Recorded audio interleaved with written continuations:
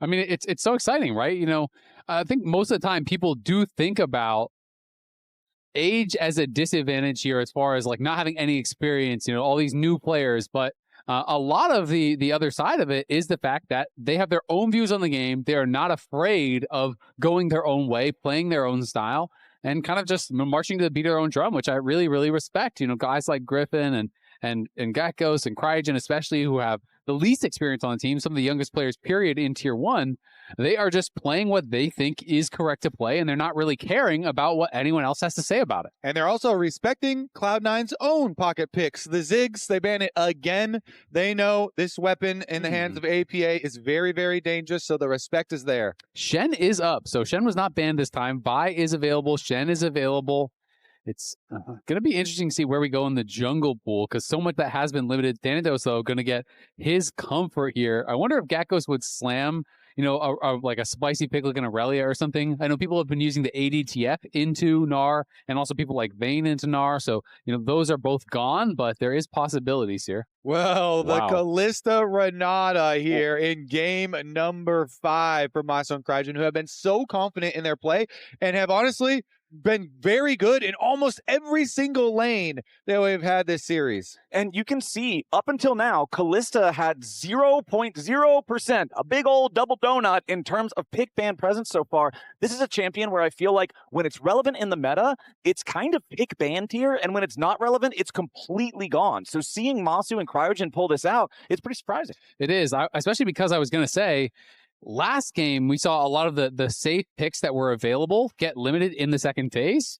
Jhin was up. I know you're a Jhin hater. A lot of people are Jhin haters, but Jhin is a strong, safe laner, right? And so, you know, had they been able to bring this out later, you know, maybe could have been more powerful. We'll see how that matchup ends up going, but it's like, had you been able to thin the pool a little bit more and take away something like that Jhin and force them onto a hyper carry, then it's really, really scary. But instead, it is just going to be Jhin Alistar here as the answer from Zven and Vulcan. I definitely feel like FlyQuest bot lane has just been better throughout this series. They have been looking a lot stronger.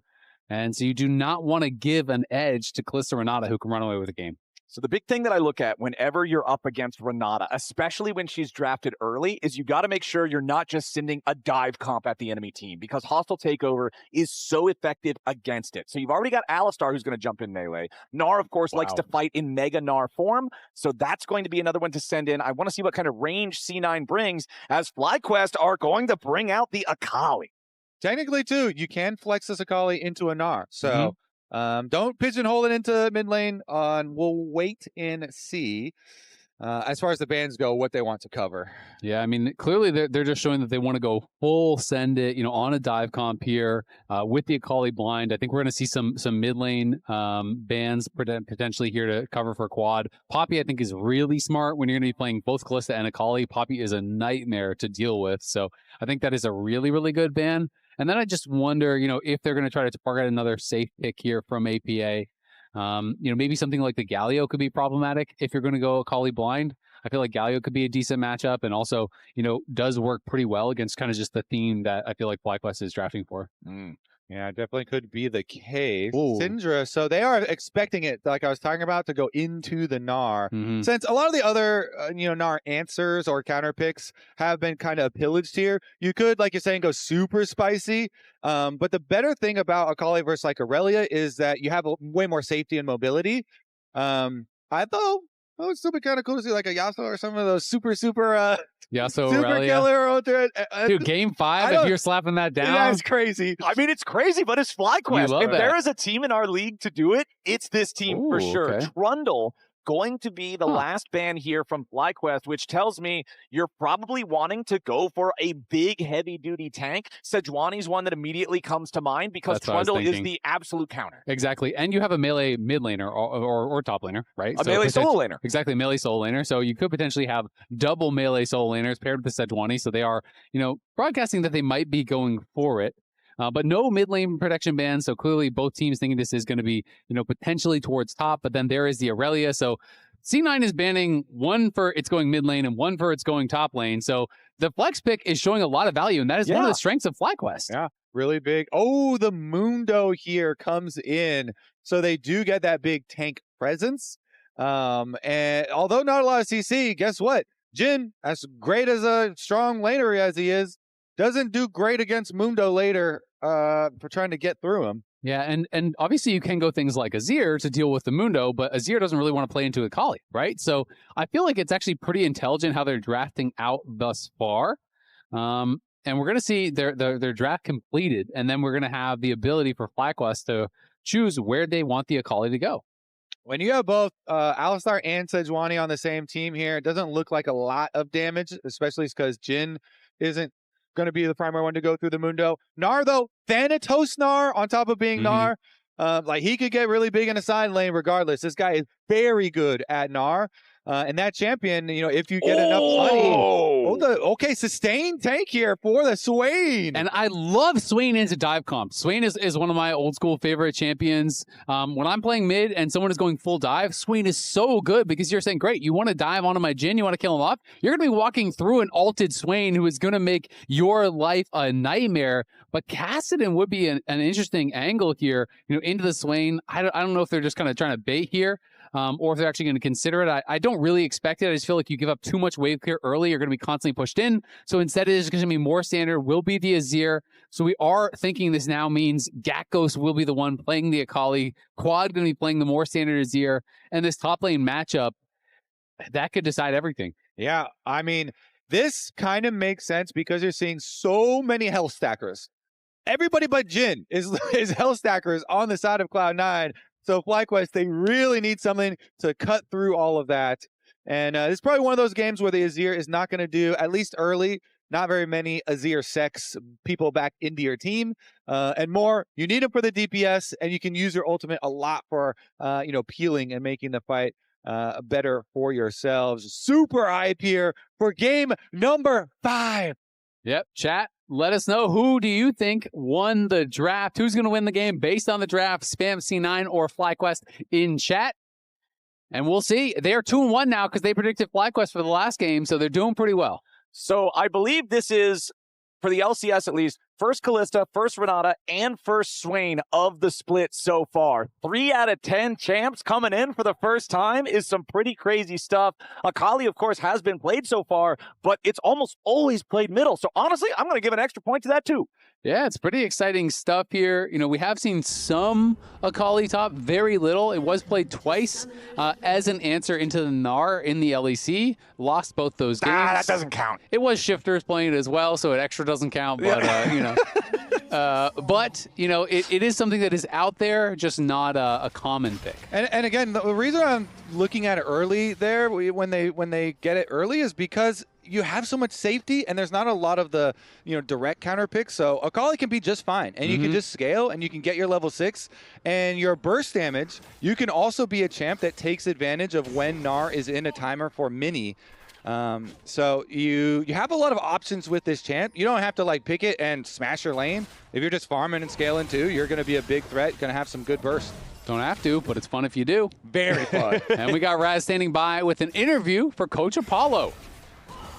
That's right, I got Apollo with me. You're already just saying, oh my gosh, just looking at the early trades happening here. It's something that you want to focus on? Yeah, I mean, we obviously picked a pretty strong bot lane in the game 5, and it's like, there are not many champions left to deal with Kalista Renata. At least that's what we thought. And right now, Jhin Alistar, it's like, yeah, they pretty much just have to do their best to survive. So yeah, it's gonna be, this is kind of make or break for bot lane.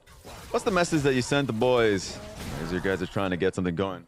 I mean, honestly, like even the games that we lost, like we've been playing pretty well, you know. And we had like the game 2 throw, game 3 throw. The game 2 throw, and yeah, even so, ever since then, I feel like we've been kind of like getting better and better, warming up a bit. But yeah, I mean, nothing really. I don't think we like tried to stress them out. It's just up to us prepping a good draft and making sure their players are comfortable.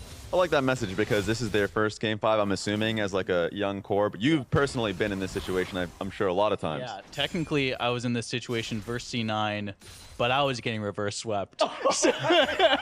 So, I mean, it would feel really good to have the reverse sweep this time around.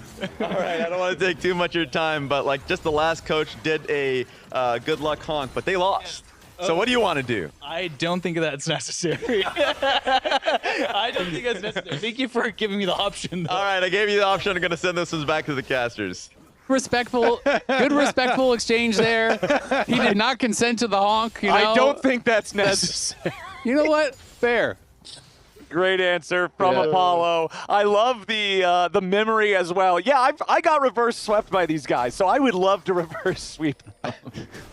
That chicken is cooked. Wait, what?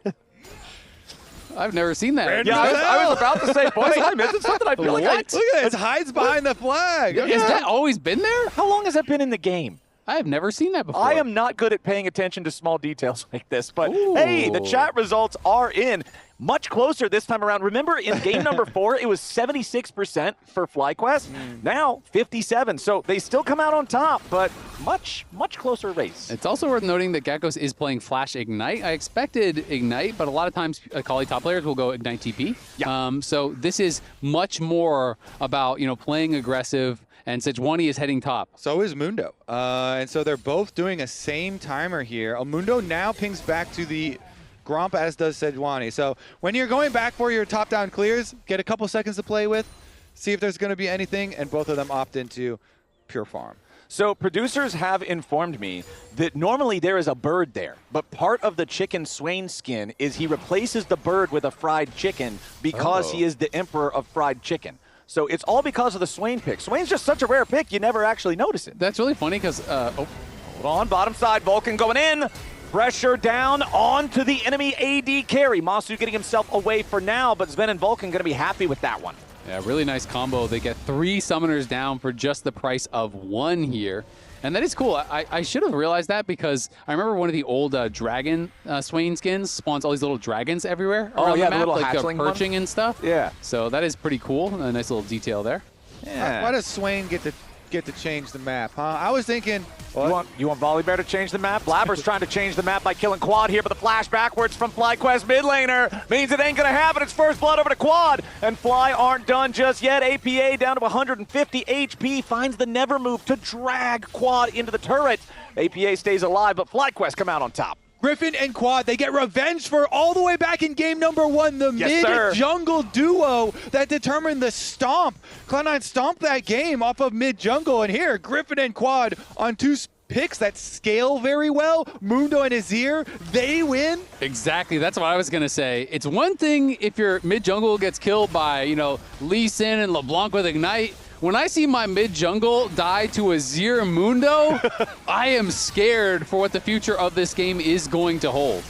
Yeah, and it was a good flash from Quad to avoid the engage from Blaber, and then they still can chase down easily. So they get the first blood, and it goes into the Azir's hands. Everyone's always like, we need to get our Azir to scale. Give him some money. Rarely does it happen this early, but once more, it's Massu under pressure. Vulcan and Zven doing a great job engaging on the Kalista once more. We heard from Apollo. Kalista, Renata. They drafted it because most of the answers are gone, but clearly C9 knows how to solve the problem. I mean, Jhin, like I said, is one of the strongest laners. It's a great neutralizer. Jhin you don't pick to dominate lanes, but they are finding these combos. Vulcan is engaging. The Deadly Flourish is there to follow up. Cryogen has not been able to block any of these Deadly Flourishes, and he has not also been able to handshake any of the headbutt pulverizes. That is kind of the matchup. You have to be able to deny that engage and then punish the Alistar, because if Alistar goes forward, gets handshook on that engage, all of a sudden you don't have any CC and you're getting the spear stacked on you like crazy.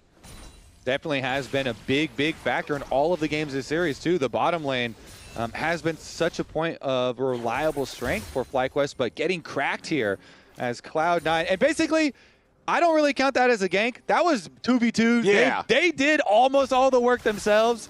Blaber kind of showed up to help finish off the possible To be clear, revive. the bot laners counted as a gank.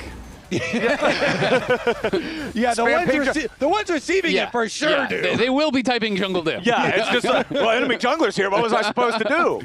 That's the nature of the game. Okay, so we do not have the dragon taken early on by either side. Grub's still a minute away from spawning. Top side of the river, though, controlled by FlyQuest right now as Gakgos walks over to eat a couple of those yummy apples. Thanatos, 70 farm versus Gakgos' 66. But remember that most of this time has been spent pre-level 6, and it's really post-ulti that Akali gets that true pressure onto the Gnar. Yeah, and Akali also is holding that wave, or was holding that wave a little bit, so is going to go just slightly ahead. And yeah, it's about that kill threat later on.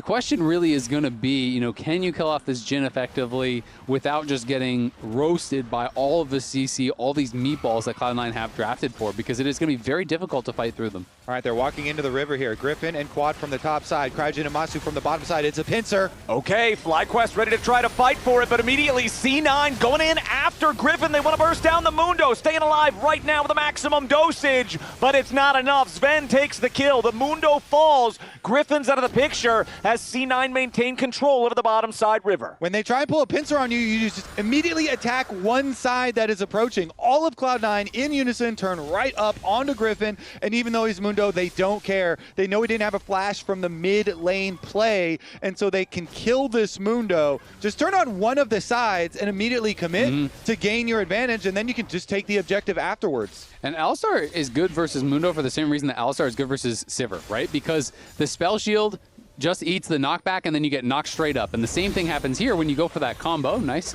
dodge by Gakgos.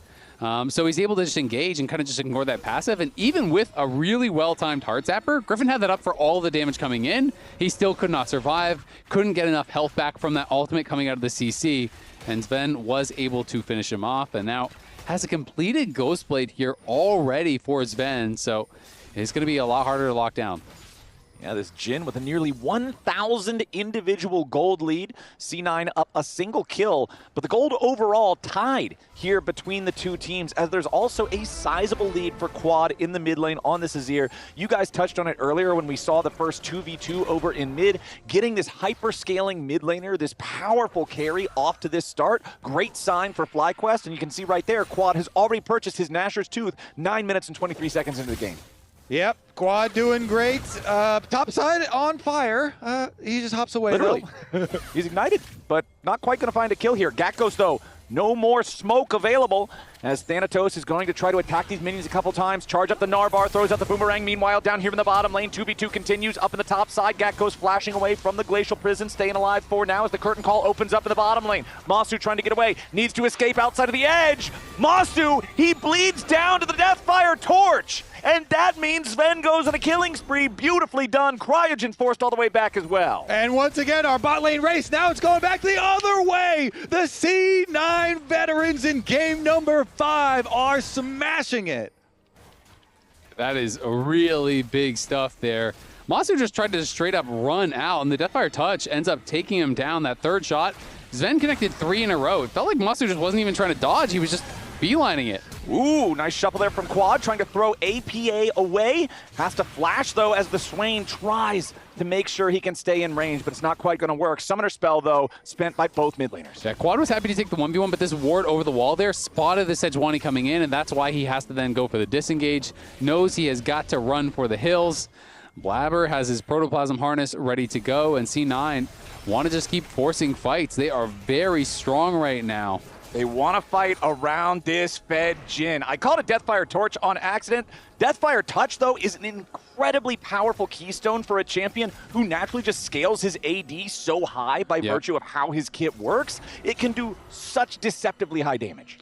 And let's see, Gryffin is eyeballing a topside play again. Maybe get some vision on the next spawn of Raptors. He did have the timer because when Blaber showed bottom for the previous bottom gank, Gryffin did actually steal his Raptors and took the timer there and took the payment. So we'll see. With the mid lane push again, I expect him to grab those, but Blaber's kind of circulating around the other side just for the crab anyway, so he's not really going to care that much. Thanatos jumping in here.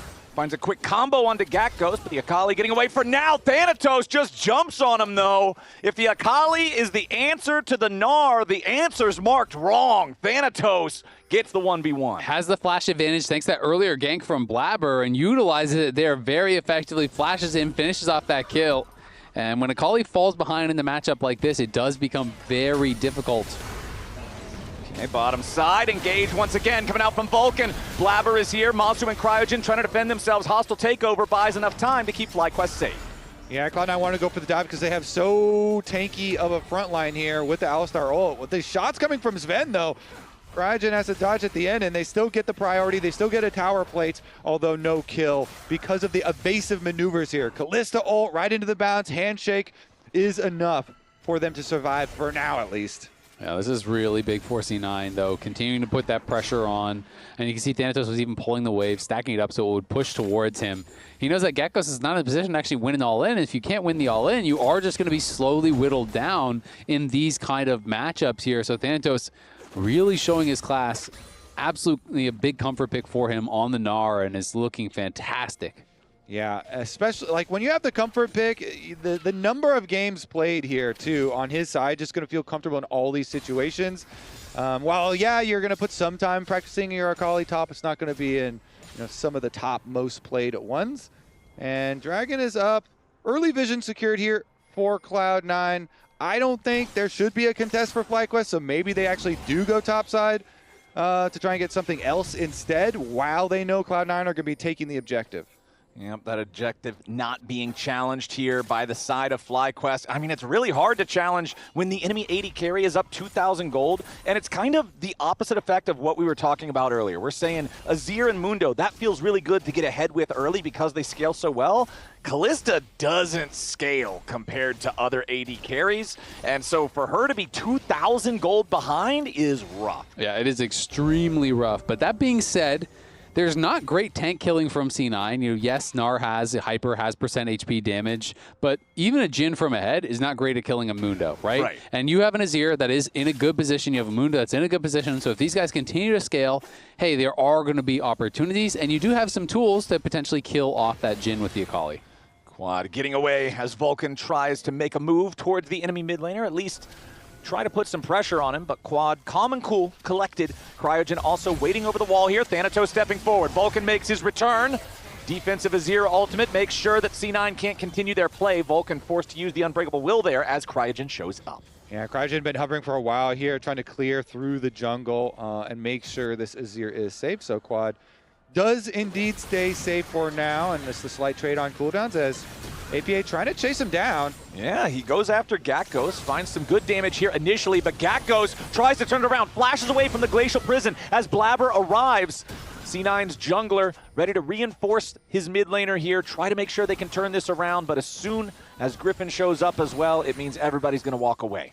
And Blaber has Summoner Spell book here, switched over to heal too, so was waiting to try and do a little bit of a heal bait there too if they wanted to go for the perfect execution onto the Swain back in, but Gakgos gonna use it to safety, gonna use it to evade, does cost flash on top of the ult. And remember, tickets are available for the spring finals at ASU's Mullet Arena, June 13th, 14th. 2- and 1-day passes are both on sale. Scan your QR code. So just a little update. We are investigating a player audio issue. So just figuring out, someone thought there might be some sort of issue with their headphones. You can see. I feel like, yeah, maybe he just goes it second and wanted the Shiv for more minion Wave control clear. while he's getting kind of blasted down there. I mean, hey, the Shiv will proc the Blade of the Ruined King now. Right? You Perfect. just Blade of the Ruined King everybody there with your Shiv, as the Rift Herald has already been secured by Gryffin and FlyQuest. C9 show up, but it's a little bit too little, a little bit too late. Thanatos at least getting some alone time here with the bottom lane tier 1 turret. Should be able to secure that one for C9. Yeah, it's kind of the payment down there. The split push with this Gnar. Guess what? Again, we keep highlighting Thanatos, and very comfortable champion for him. If he gets to go crazy on the Gnar split push, it could become a real problem for how they're trying to play. So they do sacrifice, Rift Herald for the final push and to open up the extra lane. Yeah, I mean, it's just Thanatos, as he gets ahead, you're going to have so much HP. Akali is not going to be able to 100-0 you, right? And if you can't do that, you just can't win the 1v1. Akali also not great at looking for all-ins against a Swain, unless the Swain is comically behind. You're not going to really be able to burst through that either. API has gone for the Blackfire Torch, playing Deathfire Touch. He's going to have a lot of sustained damage here in these fights if you're trying to engage past him. Of course, this is a bit of a squishier build. Sometimes players, in really heavy dive comps will go Roa, play it a bit safer, but this is higher DPS, and I do generally prefer this style of build. Especially because they do need to squeeze out, I feel like, a little bit more damage, even though Zven is doing really nicely, so does get them there. A lot of item breakpoints here coming in for Cloud9 because Zven is so accelerated, hitting the 2-item collector here very quickly, and then because jungle, they're just really cheap items. you also get your 2 items for Blaber here, but Sejuani definitely serves the full purpose at the moment as Gryffin gets interrupted. Oh, yeah, Gryffin gonna eat that combo there as Vulcan chases after him. Thanatos right behind. He was shopping. Yeah, sure. that was didn't even move immediately from Gryffin. Gryffin as C9 are ready to punish, and Thanatos here, the tank breaker with the Gnar. Yeah, I mean, he was completely caught shopping there. Was slow to react after he got interrupted. I think he could have just walked that one out, then decides not to flash, pops the ult, dies anyway. That really sucks for FlyQuest, who now we're going to be without that Mundo ult for the next dragon. So now you can't even contest the dragon. You're basically giving up soul point for free off of that death. Yeah, that is tough stuff. And we talk about how, yes, Zven is ahead, but it can be hard to punch through the Mundo. Everybody else on the team is very squishy. Jhin's lethality build is going to sting when it finds any other health bar. So FlyQuest, yeah, it's like you say, Azael, this is not really a playable dragon anymore unless you can get some sort of crazy, unexpected pick. I mean, Mundo without ult is just useless. This champion is so powerful with ult if you can get the full channel, all that healing and health from it. Without it, you just walk into a fight and you generally just die for free. Hey, it's not for free. You can throw a cleaver, make a splat noise when it hits the guy. That's funny. True. You know? Yeah. Are you willing to accept that hefty cost? The non-free? Yes, I am. Oh my goodness. You'll take that deal? Yeah. Yeah, but I definitely agree. You only have a few more seconds left on the dragon, so it's dragon number 3, and it's Mountain. It's going to give you a lot more durability on, guess what? A team that is very durable here, so Mountains are going to be quite nice for this C9 team. They'll be very beefy. FlyQuest, again, can they make something elsewhere? Last time around, they're looking around, like, fine, we can't fight the dragon. We'll try and make something on the other side of the map. Here, they're doing the same thing. Fine, we can't deal with the dragon. Can we do something on the top side of the map? Well, we can take Krugs. Yeah, I thought they might have looked for a Herald play, to be honest, but decided to just hold on to the Herald for now. They are clearly just trying to funnel gold into quad. This is your best shot at winning for sure. I mean, Massu is an entire item behind on an early game champ. It's probably just not going to happen unless he randomly gets, you know, a bunch of kills in a team fight or something. So I think playing towards quad, just enabling him as best as you possibly can, makes a lot of sense. Here comes the big Rift Herald charging down the top lane. Finds a couple of plates immediately. FlyQuest picking up a little bit of money off of this one, but they will not be... Ooh, wait, hold on. Yeah, okay, the last plate does burn away. The third plate, at least. APA maybe just going to go into to Rylai's next. I wouldn't be surprised. Rylai's obviously very, very effective, especially against these champions all trying to run through you. Quad already has his second item with the Rylai's. He is playing, you know, on that Nashor's, has lethal tempo, so definitely going to be doing a lot of damage. Oh, nice Glacial Prison there from Blaber. As soon as Gakgos tries to go into the brush, he's met with CC into the execution from the curtain call. Thanks to Zven, C9 is ready for FlyQuest here in this game 5. Yeah, they had that controller in the brush, just kind of sitting there waiting, and you walk in, face check, just get hit with the deletion. C9, guess what? That means you're winning all lanes. Top side, Thanatos gets more free time. Mid lane, APA and Zven are completely fine to push up there too. So all of the map is just collapsing in on FlyQuest. Yeah, this is looking really, really tough here. You know, like you said, they're pushing on the other side. You get a kill on Gakgos with no recourse whatsoever there from FlyQuest. Massu loses his flash. Thanatos takes a tower for free on the top side, and even is under so little pressure that he's going to deny the wave before taking this. So Cloud9 really feeling like they are completely running away with it in game number 5. Has been a very close series. You know, FlyQuest was close to taking that second game, you know, which would have put them up, you know, one more additional game and potentially been that closeout. But now C9, they get to game 5 here. They have lost 2 in a row, but they feel like they have righted the ship and are fully in control. I feel like this has to be just a Smurf Azir performance from Quad if FlyQuest want to come back into this game, because otherwise I don't really see the angle. Yeah, it is going to be difficult with what we're seeing on the board right now, and the timer is very accelerated with Mountain Soul coming so quickly here for Cloud9. We'll see if FlyQuest can find their moment, though. I think it's fairly simple for C9, though. They're so strong as a group. You can get your invades really early into the jungle. You see already Vulcan is doing the early work. If you get this line of wards 3 minutes, 2.5 minutes ahead of the dragon, then it means, okay, there's no more Mikhails. It does mean it's very difficult for FlyQuest to ever set up their own vision, because it's hard to clear out all of yours, and then they're even going to see where you place your wards if you do.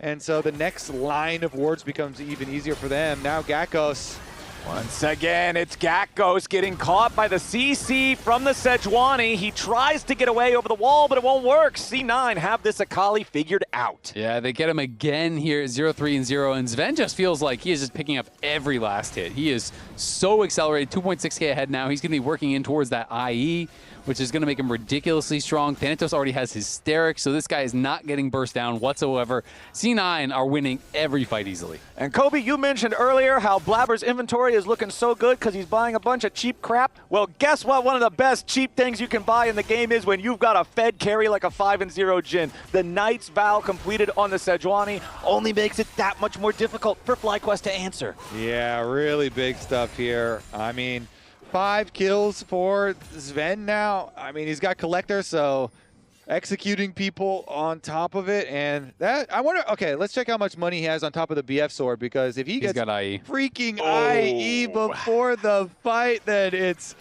looking ogre. Yeah. Avert your eyes, FlyQuest fans. This is not safe for work. I mean, this is your last chance, right? You can't, from this spot, give over Mountain Soul and realistically win the game, right? So FlyQuest basically have to show up and say, all right, here we go. It's either that or you're saying, I pray that they flip Elder and we steal it later in the game, but Cloud9 don't have to give you that sort of an opportunity. I mean, FlyQuest is kind of the go crazy hands check 'em team. So it's a tough hands check. You're down 3 Drakes and 3,500 gold. But hey, it's what it's going to come down to. Cloud9 have more hands. Cloud9 also, Zven's like, fine, I'll see your hands shake and I will wallet check you. The hand versus the wallet. I definitely win those. C9 got a pretty heavy wallet right now. Do some reps in the gym, just lifting that thing. Meanwhile, mid lane, ooh, there's your Glacial Prison over onto Cryogen. Thanatos jumps in, FlyQuest support, low HP. However, he does save his flash, he does save his ultimate. Thanatos also losing about 40% of his own health bar as FlyQuest continue the approach. APA drops the ulti, they're ready to go in. They find the combo on Massu. The never move pulls him right back in, and he's not getting bailed out of this one. Vulcan getting away off to the side. Gakgos finally kills him off. Thanatos finally going to drop to quad. FlyQuest firing back a little bit here, but Blaber's already doing the dragon. APA still in the middle of everybody. The Swain train has arrived. Triple kill over to APA, and C9 take the ace and the Dragon Soul. No miracle for quad today. Cloud9 finished the job. Mountain Soul and the free push down mid lane for Zven, who survives there with the four-shot flash to escape with his life. The engage, look at this engage onto Massu. I mean, APA just walks right at him, pops the Swain ult. He gets locked up by Vulcan immediately. Such a huge lead in the fight. How do you even come back from that? Look at Vulcan so low, flashes out, so they couldn't get the bailout. You could see Gakgos going in, trying to get that reset for Massu. That's kind of what they were betting their fight on. By the time Quad arrives here, does have a good ult, knocks him back, but Zven survives, flashes over the wall. APA gets a triple. Nice, nice. Oh, nice. Go mid tower, go mid tower. That was kind of close. I guess not really. Nice. No. He was tunnel visioned on his own health bar, I think, saying it's close and then realizing it's not. It wasn't that close, but I do think if he dies and Massu gets the bailout reset, it becomes a really close fight. And he lived with, I don't know, 5-10% health maybe to not let that reset happen. Well, let's see where we go from here. Gryffin trying to flash away, but he gets locked up by the Deadly Flourish. One CC after another. C9 try to commit onto the Mundo, but Gryffin with the flash manages to get away. Thanatos, however, has found another target. He'll get a second flash, this time out of Cryogen. Deadly Flourish not hitting the mark to follow that one up, but C9 taking Summoner Spells for free. Yeah, they get Summoner Spells, and they probably should get the Baron after that. FlyQuest are trying to split push here with Quad, who technically does have Teleport. Does he want to actually use it, though, to go contest? It's just so hard because you just lost all your Summoner Spells, and you have no control. You can't approach. It's into the darkness, so let's get as little money as you can. Spooky. Yeah. It's a very spooky map state, game state, series state for FlyQuest. All these states are not good.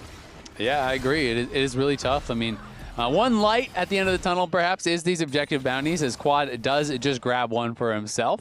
I think the light at the end of the tunnel might be a train, Isaac. FlyQuest's not having a good time. Wait, don't go to the light. No! Yeah, get away from the light. Get out of the tunnel right now.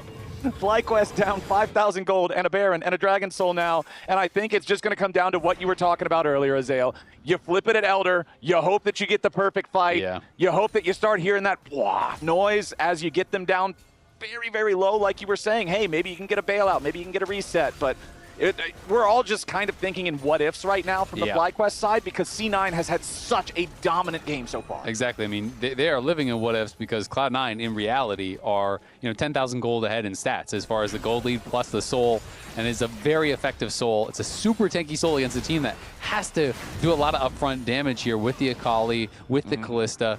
Obviously, you have consistent damage from Quad, and he does have a Void Staff now completed for that third item. But the reality is Cloud9 does not have to flip an Elder to win this game. They can just play it safe and slow and try to grind out this win and secure themselves the first win in playoffs. And it also vindicates their choice of opponent. Remember, that was what I was thinking at the end of game number 4 after FlyQuest were looking like they could make this reverse sweep happen, is if you pick an opponent that then beats you, you're kind of kicking yourself a little bit for that one. But C9 looking very strong here so far in game number 5, taking out that tier 2 turret in the mid lane. The only structure left standing for FlyQuest outside of the base itself is the tier 2 in top side. C9 still have this Baron for another minute and 15 seconds. The Elder Drake will spawn about 60 seconds after that. And because C9 own the entire map, thanks to the Baron buff, it's going to create another one of these difficult circumstances for Fly, where C9 is obviously going to have first pick at where they want to set up their vision, how they want to set up for the Elder, and FlyQuest is going to have to figure out the approach. Yeah, and there's all these luxury items coming through now. Locket just got completed for Vulcan. He went for Zeke's first, but now you have the Locket. Now you have the Seekers. The Zonia's almost done there for APA, so it's going to be tough. All right, Gryffin, once again, the target of the Glacial Prison. As the Deadly Flourish follows it up, Curtain Call opens. Gryffin getting away. Fourth shot hurts, but because the third one missed, it can't quite get him low enough. I'm not sure whether or not that would have been a kill if all 4 connected, but it does not matter. FlyQuest stay alive for now. Yeah, and they're just buying more time for Thanatos to push on in with the Baron buff. All these buffed up minions are going to do a lot of work too, so C9. Ooh, Quad using the Azir ulti there defensively, worried that C9 might commit for him, but he doesn't get a lot of value out of it, so that just means another tool for FlyQuest unavailable. And it is scary because he knows if he dies, the game ends instantly, right? Yeah. He is basically their only hope there, and he saw the angle that Blaber might be going in, so tried to kind of predictively ult him back, but Thanatos is just grinding out this win here, pushing through the side lane. No one can answer him. Thanatos Gnar is just all sorts of a monster, man, as he is going to have alone time here with the mid lane inhibitor. FlyQuest now having to back away from APA. The Swain creating so much space for the rest of C9 to move into the enemy jungle. Nevermove finds Quad as a target. Hostile takeover, only going to get Vulcan, really, as APA's stasis keeps him protected. C9 force their way into the enemy base. They take out the mid lane inhibitor. They get out with everybody intact, and it's 45 seconds until the Elder spawns. Yeah, they use a decent amount of resources, but this late in the game, a lot of the ults come back very, very quickly. So FlyQuest, they're counting down the time here. Your hope is at the end of the game, the dream of some sort of Elder steal or just better positioning can try and find a win in the fight. Quad does add a little bit more power, one more needlessly large rod to try and get a tiny bit of extra juice for this fight. Yeah, they're seeing if they can just overload the side. If Thanatos jumps in, there are 3 members here, but he is now aware of it, and Thanatos not going to fall for that sort of a play at this point of the game. 15 seconds until that Elder spawns. FlyQuest have no vision in the river at all. It is just going to be so hard for them to get over there and even have a chance at a steal. Well, they know that it's just about the only chance they have, but their wards are being cleared away. Everything is so bleak and so dark here on Summoner's Rift for FlyQuest. Thanatos just trying to get a little bit of poke here. Vulcan jumps in for the headbutt pull. Gryffin staying alive for now. Vulcan in the middle of everybody. Mundo going to be the target, but he is tanking it out. EP ready to reinforce FlyQuest as C9 go to send it, but they do not find success. Gryffin still marching forward. Maximum dosage about to wear out. APA with a flash, ready to follow. Thanatos, meanwhile, back in the enemy base as the fight continues raging on. C9 just has to stop the backs. Teleport trying to be channeled. FlyQuest wanting to try to keep their Nexus alive. Quad arrives. Thanatos about to go mega. Meanwhile, on the fight down here on the bottom side, hostile takeover flies out. Thanatos already found the first turret. FlyQuest continuing to try to find the kills as Gakgos shuts down Blaber. FlyQuest going forward. APA using the never move here. Massu staying alive for now. Zven going unstoppable. Akali down. Gakgos falls. Thanatos pushed back from the Nexus. Meanwhile, it's a wipe down here on the bottom side as the Deadly Flourish finds Gryffin, but he still gets away for now. 3 dead on the FlyQuest side in the 4v4. 2 dead on C9. Gryffin still getting away for now. This is ridiculously close there. Gryffin is going to get finished off. Zven was a split second from dying to Gakgos. If Zven dies there, Fly might have gotten the Elder. That was ridiculously close. And Thanatos just TPs away from the fight, goes for the end. That forces Quad to respond here. At the end of the day, Zven does survive, so the ifs, ands, or buts do not matter. They will get the Elder here. And that is one step closer to C9 closing out this game. Yeah, and it's like a skip step because you get the Elder and you skip on over to Baron and then you get Baron as well and then you look for the end. Let's take a look. This fight got so crazy. So they go in, Vulcan with the engage. As you pointed out, there are already 2 people at Nexus trying to end and defend. And here's where Zven gets so low. Gakgos, look at that, into the back line, a sliver of HP. But does go down. That's the gold difference in action. That is the Mountain Soul in action. You don't have those things. Zven just dies there, and the fight is completely different. The game is completely different. If that is Elder for Fly, if that is Baron for Fly, they are in with an actual shot here, and instead, it is Cloud9 with the Elder, going to be able to grab a Baron uncontested. No way FlyQuest wants to leave the base here. It is 155 on that Elder, so that is kind of the time frame where you cannot be fought whatsoever. And once they have the Baron, they're not really going to give FlyQuest a choice. They already have the mid lane inhibitor destroyed. It will not respawn for another 75 seconds or so, and now C9 can just group up and push down top. Quad needs 400 gold for the death cap. That would be so big, but they're just, like you said, not going to give them the time. All right, C9 grouped up as 4, pushing down top lane. Thanatos splitting in mid to make sure pressure remains in 2 different places, so it's harder for FlyQuest to defend. Elder still up and running for another minute and a half or so, as C9 have taken out the tier 3 turret here in the top lane. Thanatos continuing to push down mid. Zven has plenty of damage to get rid of this top lane inhibitor. It's out of there as FlyQuest scramble to try to protect their only remaining Nexus turret. This is likely to be the end of the game right here as Quad gets caught out by the engage coming in from Vulcan. APA in the middle of everybody here with the Swain ulti raging yet again. The Elder will claim its first victims. Bottom lane of FlyQuest already out of the picture. Blaber finally dies, but it is not enough. Only Gryffin still standing here alongside Gakgos trying to get something. But despite it going the distance, despite nearly being reverse swept, Cloud9 will deny FlyQuest and win their first series here in the playoffs. And in a series where we spent so much time talking about Massu and Cryogen, how well they were playing in Game 5, it